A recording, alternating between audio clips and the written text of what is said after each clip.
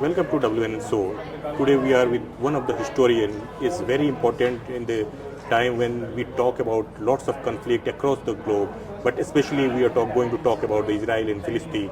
He is also the writer of one book that I can show you, the Israeli-Palestinian peace process, and this is very important to know that how he thinks as a historian. He has compiled all his experiences. Welcome to WNN-ST, sir. Welcome, thank you for having me. So we are very happy to have you here because especially when the things are very, very severe, when we talk to everywhere, all the forum, you cannot complete discussion about the geopolitics without the Israel or Palestine. Can you explain that what you think and what is your opinion about it and how it is going? Israeli-Palestinian relations are very important, no question. Yeah. But the conflict is not only Israeli-Palestinian, it was wider.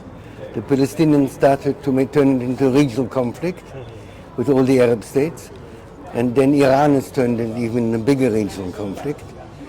And we were attacked, Israel was attacked in a murderous way, totally without any justification, on October 7, and we're defending ourselves.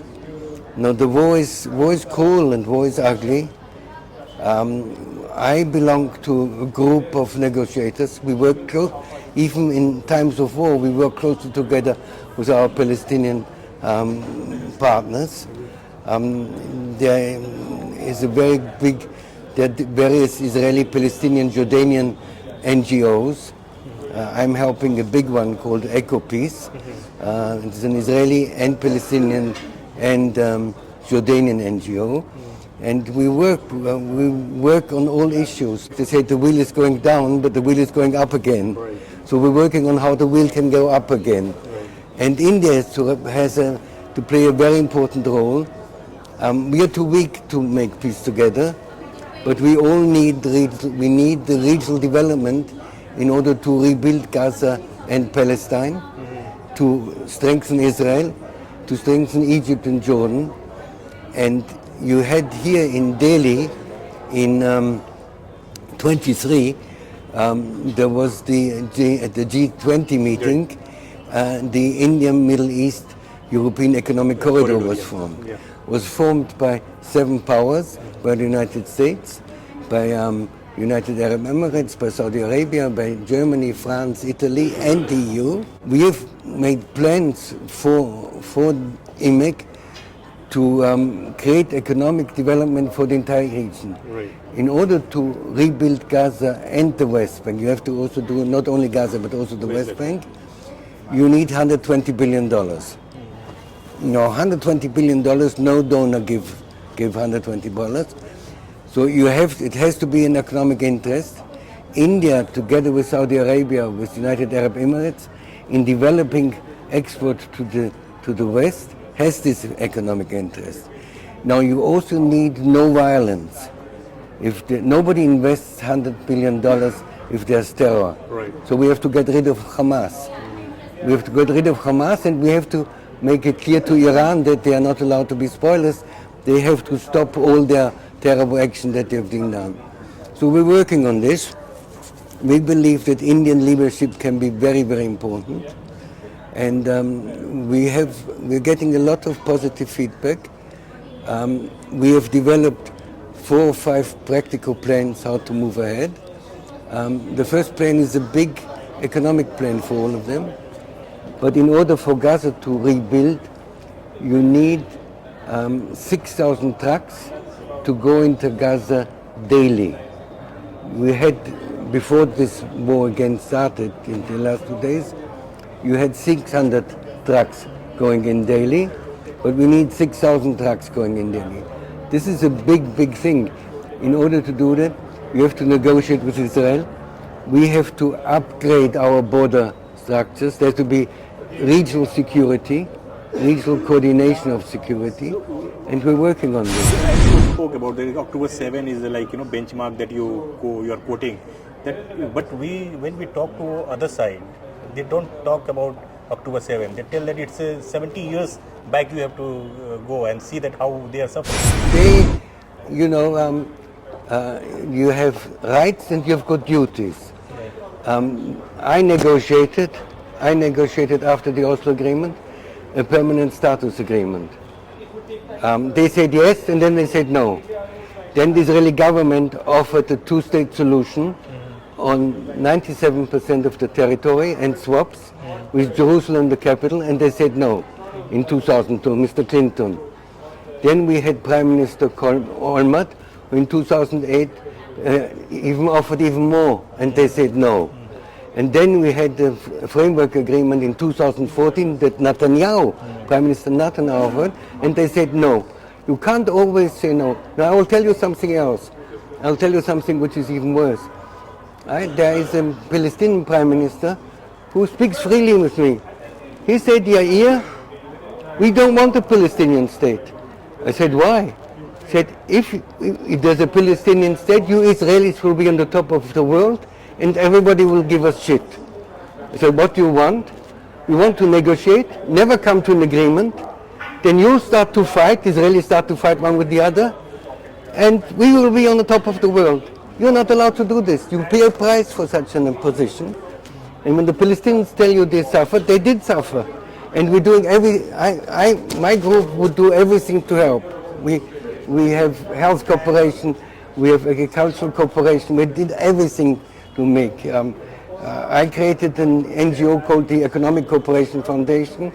We had cross-border coordination of infrastructure, economic development, human resources development together, everything. And then they go and kill you, then they complain about being suffering. It's, it's like somebody kills his parents and then says, I'm sorry, I'm an orphan. It's not as easy as that. You can't kill your parents and afterwards claim you're an orphan. They are an orphan and they suffer being orphans, but they've caused a lot of the trouble for themselves, and they're also wonderful people. They're wonderful Palestinians. They have today, you had, Abu Mazen said, there will be a government by Dr. Mohammed Mustafa. They don't do politics, they do only work. They're wonderful people. They're clever, they're effective, and they want to make peace with us. Otherwise we couldn't work together with them. The ceasefire also was announced in the middle, but we also hear some of the instances that, violation of the ceasefire, some other side. So how do you see this kind of like conflict that one we talk and abide by the commitments, but the other side we see there's some news coming up from the Israeli side? We're working on the wheel going up. Yeah. The wheel going up, Trump came with some not very clever things, and there's no canopy transfer. Yeah. So you had an Egyptian plan that is supported by the Arab, not really. And the Egyptian plan is nice, but it doesn't say how to get rid of Hamas. Okay. It says we want to get rid of Hamas, but not how. Now Hamas is saying they want to get rid of us, we'll fight. So they're actually forcing, say, now the other Arab states are preparing a plan how to do it. Now if the Arab states say we don't get rid of Hamas, we have to do the job. So it's very sad. But you cannot develop Gaza again, you cannot develop the West Bank if there's terror. And Hamas is speaking for terror. You had our hostages. Our hostages were taken away. Some of them were freed. And they said, next year we'll come again and take you again. Toda rabah, thank you. We're not going to stay on the side and wait until they attack us again. We have to take care that we need hardcore, we need softcore, but soft power we need some, but there's a limit how aggressive you can be. You have been very cooperative to normalize the situation, and being a negotiator, you have always tried to normalize. But when you have that kind of incident in a very big level, and lots of damages and things are happening, and lots of hatred, we are spreading among each other, the neighboring country like Palestine, and also the occupation, like they call illegal settlement. How you balance those things, that your argument and their argument and what we are saying?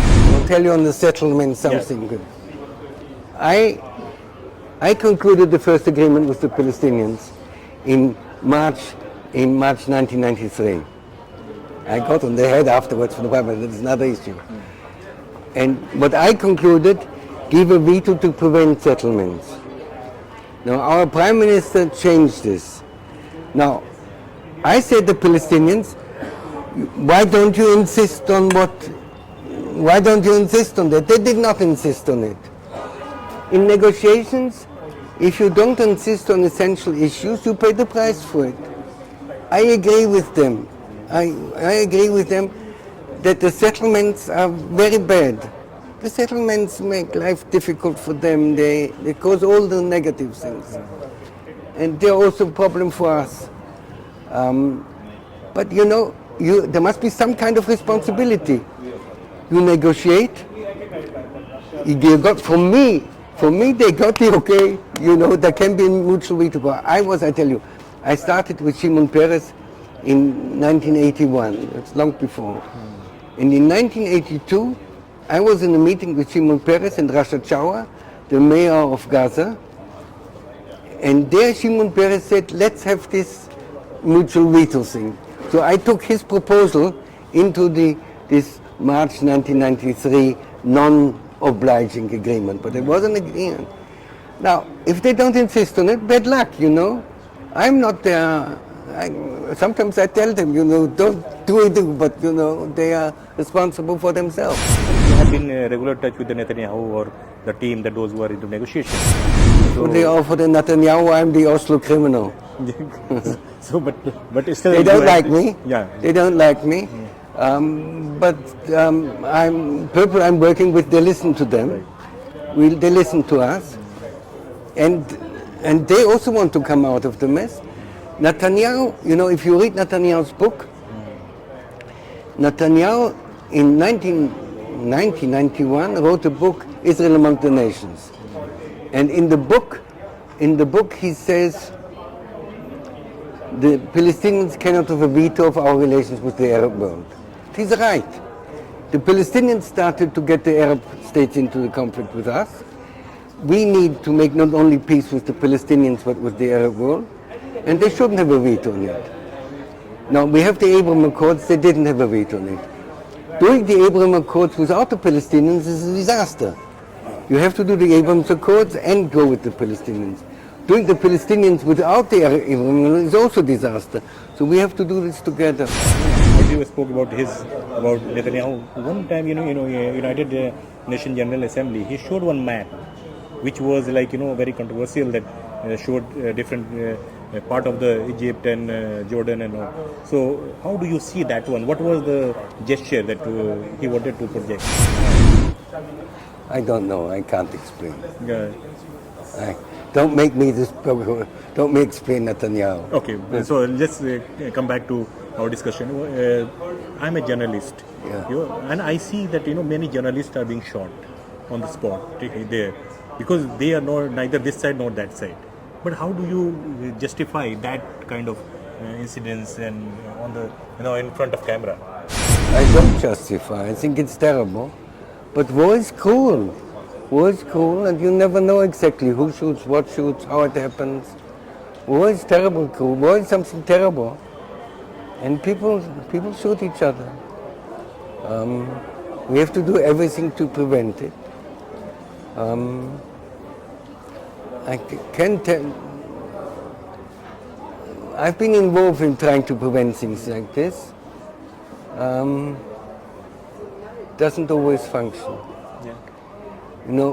The needs, in order to prevent these terrible things, it needs a lot of coordination. Right. And there's no willingness for coordination. And then these tragedies happen. What exactly the bottleneck that you see as a historian, negotiator? What you see that at this point, when the Trump regime is again back and is very aggressive about this kind of peace and all the things, what are the things that's stopping you and or Palestine? No, you have to understand that after October 7 and the war, both societies are traumatized. My first love lady lives across Khan Yunis. Okay. she and all the people, all my friends, they were miraculously saved. They were not killed, they lived. But all the others were murdered and in a terrible way. So what Hamas did was outrageous. It was like Genghis Khan, some of the worst things in the 12th, 13th century. They did also things like this. And then, so we both are traumatized. We both are not able of now. Now, we want separation, which is good. We cannot negotiate an agreement. We will not negotiate an agreement. But we can create realities on the ground of a two-state solution. And we have to build these realities on the ground, and these realities on the ground have to build regionally by the United States, by India, by Saudi Arabia, hopefully also with Russia, maybe with China, I don't know, I don't believe it. But we have to build a structure where this is possible. And it may happen, you know, that in the end we all want to live.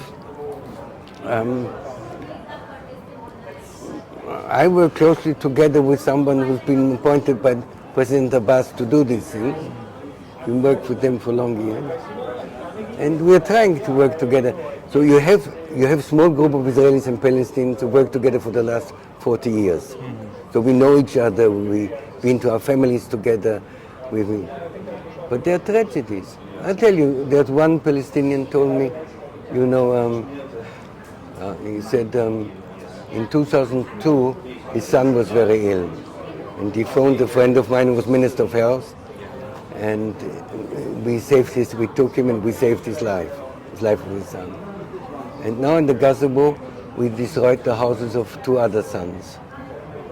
War is terrible. At your perspective, the third player, the Iran, how do you see Iran in whole scenario?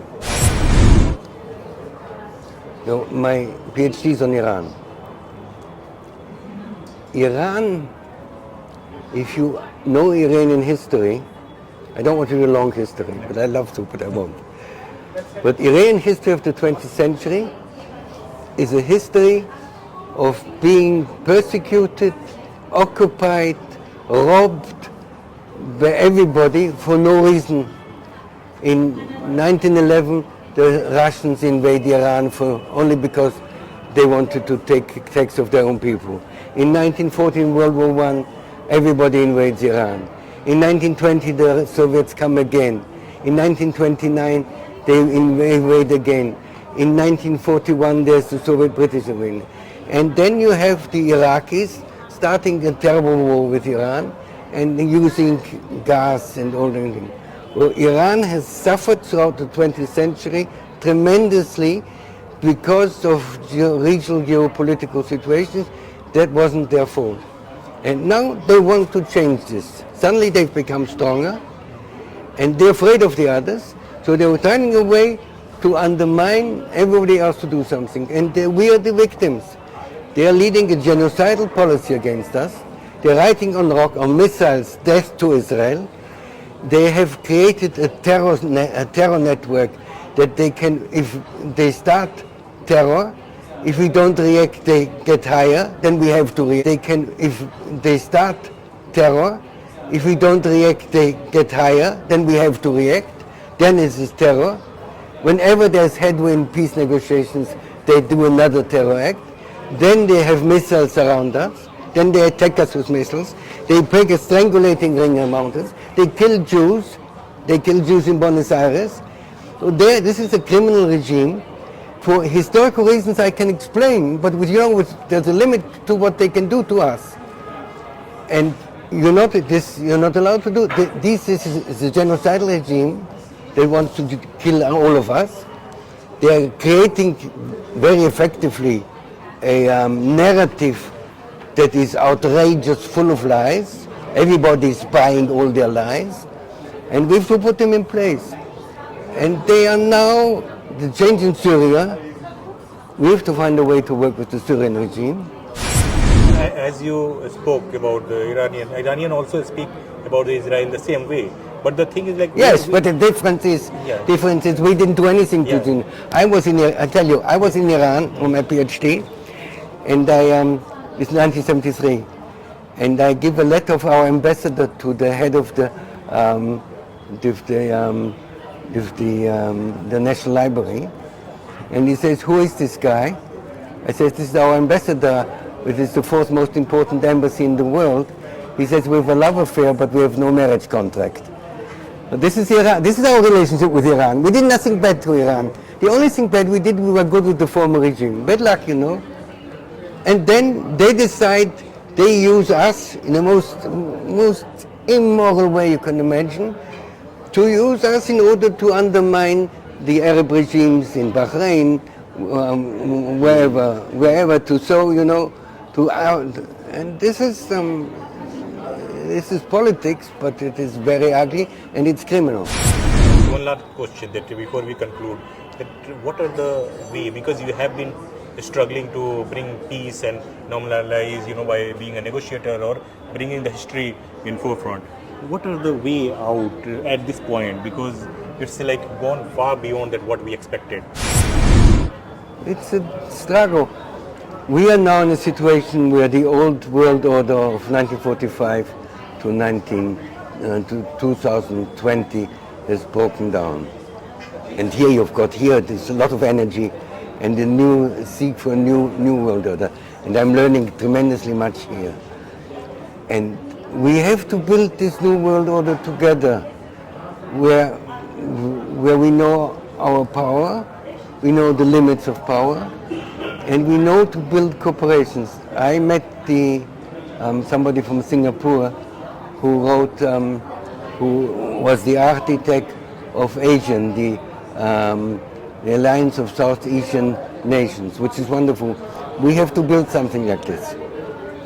We have to learn from you, and you are part of it. We have to somehow learn this Asian system, how to have levels on the NGO level, research level, on the government level, on regional level, on global levels together. We have to build it.